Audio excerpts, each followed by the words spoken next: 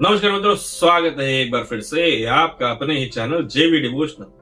अक्षय कुमार आ गए रावण के पुत्र और जल्दी ही वापस चले जाएंगे क्योंकि हनुमान जी लंका पहुंच गए हैं। जो मैं बोलता हूँ तो मैं करता हूँ, जो मैं नहीं बोलता हूँ तो मैं डेफिनेटली करता हूँ।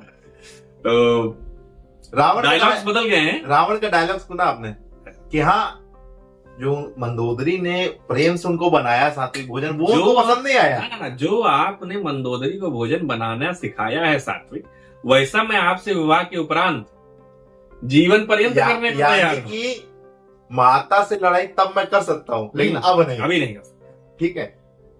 वाह वाह क्या है, वाह, इसे कहते प्रेम।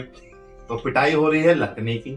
अच्छा, इतने बड़े बड़े शूरवान राक्षसी दिखा रखी हैं, तो इनका जो सीक्वेंस होना चाहिए था फाइट का, एटलीस्ट 5 मिनट तो होना ही चाहिए। 3-4 मिनट एक उस पे देना था। एपिसोड्स बढ़ जाते हैं, 4 गदा काम खत्म। डायलॉग्स भी नहीं है ढंग से। पीछे के एपिसोड्स वैसे ही बहुत शॉर्ट टाइम में निपटाए गए हैं, जैसे कि जितने भी राक्षसों का अंत किया गया है वो बहुत शॉर्ट टाइम में दिखाया गया। लेकिन अब जो इंट्रो होगा, आपने राक्षसों की कॉस्ट्यूम पे इतना खर्च किया, उनके मेकअप पे इतना समय दिया, कम से कम जितना समय मेकअप पे दिया उतना समय फाइट में दे दिया। क्योंकि अब जो इंट्रो होगा, क्योंकि अब इनके इंपॉर्टेंट कैरेक्टर आने वाले सामने, तो वो फाइट सीक्वेंस आपको अच्छा दिखाना पड़ेगा। 2-3 मिनट 4 मिनट का देखे लूम लपेट लंक जरी जाई कैसे होत है भाई।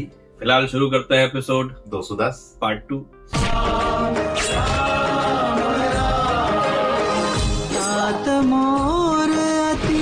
पुण्य बहुता देखे नयन राम कर दूता।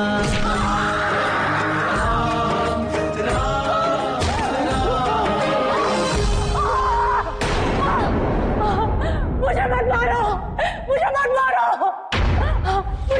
मुझे क्षमा कर दीजिए, क्षमा कर दीजिए। हे महाबली बानर जी, आप कौन है? विस्तार से अपना परिचय बताइए। मैं केसरी नंदन हनुमान हूँ।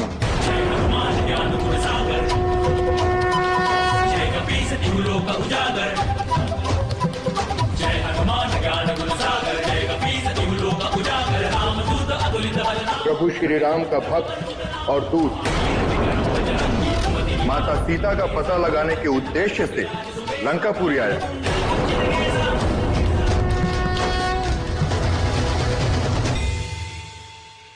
प्रभु, मेरे लंका से जाने का समय हो गया। प्रभु? कौन प्रभु? क्या भी प्रभु श्री राम की भक्त है? हे वानर शिरोमणि, ब्रह्मदेव ने रावण को वरदान दिया था कि इस समस्त संसार में कोई उसे पराजित नहीं कर सकता। वरदान देकर जाते समय उन्होंने मुझसे कहा था, लंकिनी, मैं तुम्हें लंका के विनाश की पहचान बताकर जाता हूं। जिस दिन कोई बलशाली राम भक्त वानर तुम्हें युद्ध में हरा देगा, उस दिन तुम्हारा उद्धार होगा और लंका का विनाश प्रारंभ होगा। आज आपने मुझे परास्त कर दिया, इसीलिए आज मेरे लंका को छोड़ के जाने का समय आ गया।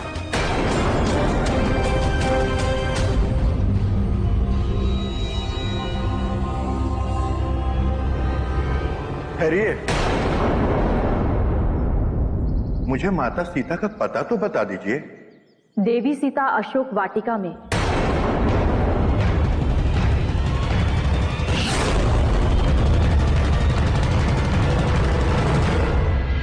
पुत्र अक्षय, कैसे रही तुम्हारे गुरुकुल की शिक्षा?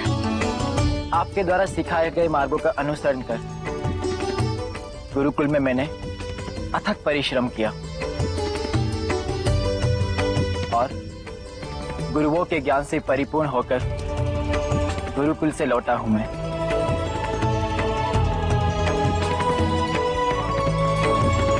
प्रणाम भाभी। मेरे प्रिय देव, आपका स्वागत है। भाभी, भैया मेघनाथ और पिताश्री कहीं दिखाई नहीं दे रहे। अक्षय,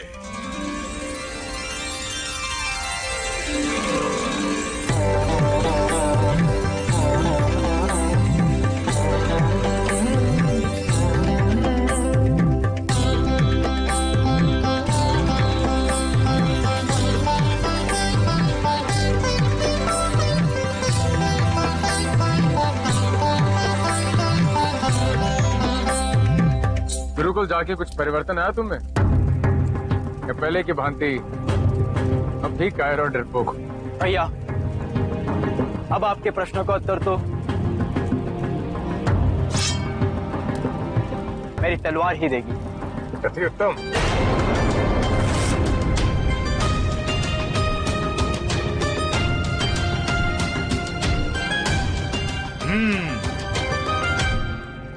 अच्छा लग रहा है कि तुम मेघनाथ को चुनौती देने का सामर्थ्य रखते हो। और भी अच्छा लगा कि तुम अपनी माता के प्यार दुलार से बाहर आ गए। एक वीर पुरुष को यही शोभा देता है।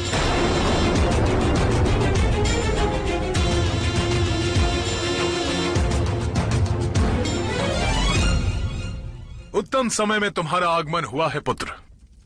लंका को इस समय तुम्हारी आवश्यकता है। अपनी वीरता से सिद्ध कर दो कि तुम भी लंका के वीर सुपुत्र हो।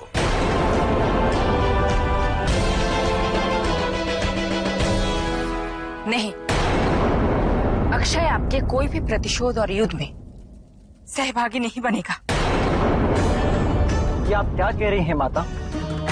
पिताश्री तो एक पुत्र को उसके धर्म के विषय में ही अवगत करा रहे हैं। पुत्र अक्षय, तुम हमारे बीच में नहीं बात करो। लंकेश, मैंने मेघनाथ के विषय में कभी आपसे कोई निवेदन नहीं किया।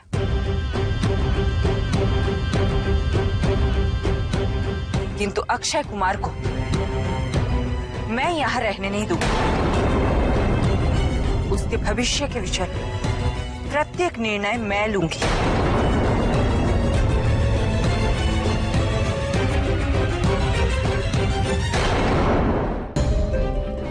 पुत्र अक्षय, कल प्रातः काल ही तुम अपने नाना के पास जाओगे और उनका राज्य संभालोगे। मंदोदरी, अक्षय कुमार दूध पीता बालक नहीं है। वो अपना निर्णय स्वयं ले सकता है। एक साहसी और वीर पुत्र का दायित्व यह है कि वो अपने पिता के राज कार्य में सहायता करे, न कि किसी और के। माता, मैं आपके हृदय में छिपे प्रेम और ममता को भली भांति जानता हूं, किंतु एक वीर और साहसी पुत्र का दायित्व तो अपने कुल और अपने परिवार की प्रतिष्ठा को बढ़ाना है। आज असुर कुल को मेरे पुरुषार्थ की आवश्यकता है। इसलिए मैं आप सभी के साथ यहीं रहना चाहता हूं। लंका और संपूर्ण असुर कुल की सेवा करना चाहता हूं। अक्षय, मेरी बात सुनो। यहाँ तुम्हारी कोई आवश्यकता नहीं। यहाँ का कार्यभार संभालने के लिए मेघनाथ है यहाँ। यदि आज मैं यहाँ से चला गया तो जीवन भर कायर कहलाऊंगा। क्या आपको अपने पुत्र को कायर कहलाना शोभा देगा? माता, मैं आपकी ममता और आपके प्रेम का और उपहास उड़ते हुए नहीं देख सकता हूं।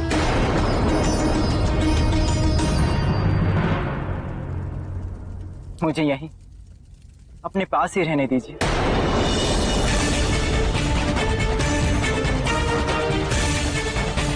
ठीक, जिसे जो करना है वो करे।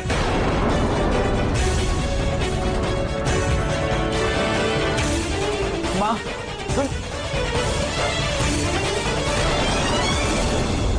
उत्तम, अति उत्तम। आज तुमने सिद्ध कर दिया तुम लंकापति रावण के प्रतापी पुत्र हो। असुर कुल की शोभा हो तुम।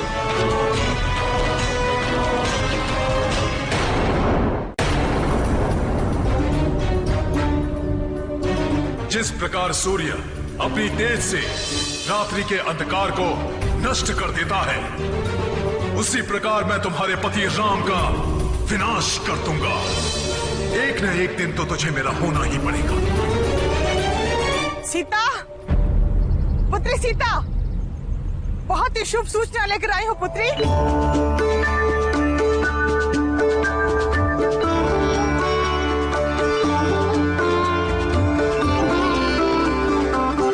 मेरे एक गुप्तचर ने मुझे सूचना दी है कि लंका में कोई प्रवेश कर चुका है और साथ ही लंका की प्रहरी लंकिनी का भी कुछ पता नहीं चल रहा। ये कोई साधारण बात नहीं है पुत्री। निश्चय ये रघुनंदन का कोई दूत या संदेश वाहक है। हाँ पुत्री, अवश्य ही कोई श्री राम भक्त है, अन्यथा लंकनी के होते हुए लंका में तो कोई प्राणी प्रवेश नहीं कर सकता।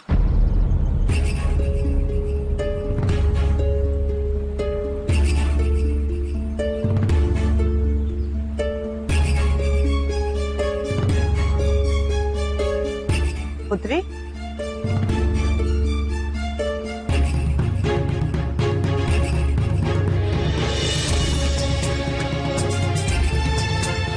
क्या हुआ पुत्री?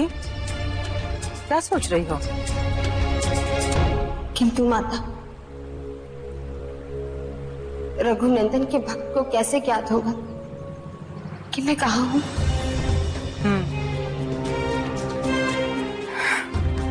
तुम चिंता मत करो, मैं अपने एक गुप्तचर को अभी आदेश देती हूँ कि वो इस श्री राम भक्त दूत को ढूंढकर तुम्हारे पास लेकर आए। तुम चिंता मत करो।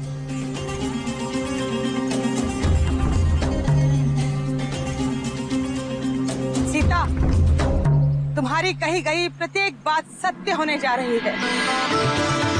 अब जल्दी ही अयोध्यापति प्रभु श्री राम लंकापुरी आएंगे और तुम्हारे साथ साथ हम सबका भी दुख हर लेंगे। हम सबका भी दुख हर लेंगे।